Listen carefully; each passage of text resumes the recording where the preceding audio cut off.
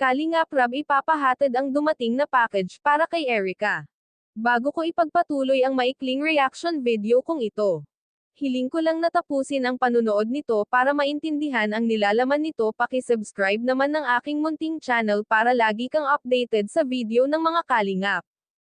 At huwag natin kalimutan suportahan ang ama ng kalingap na si Val Santos Matubang at si Kalingap Rab.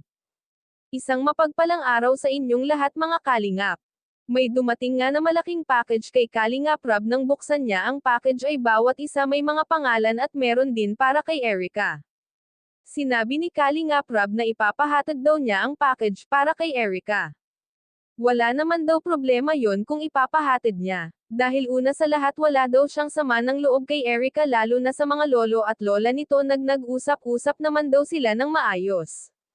Dahil naging mabait naman itong si Erica sa mga kalingap at wala itong ginawang masama. Mahusay naman itong makisama. Iyon nga lang ay umaabot sa punto na kailangan ng maghiwa-hiwalay dahil sa hindi malaman dahilan. Ayaw na ni Erica magpaliwanag kung bakit, basta umaabot na lang sa punto na kusa na siyang umayaw at iyon naman ay walang pag-alinlangan na rinespeto iyon ni Kalingap Rab. Dahil naipaliwanag naman ng lolo at lola ni Erica kay Kalingap Rab ng maayos, lalo pa at nalalaman din naman ni Kalingap Rab na talagang nag-aaral si Erica ng mabuti at ito nga ay matalino sa kanyang klase. Maraming sponsor pa rin naman ang tumutulong dito at hindi ito pinapabayaan. Hanggang dito na lang ang update ko mga kalingap. Maraming salamat at God bless sa inyong lahat.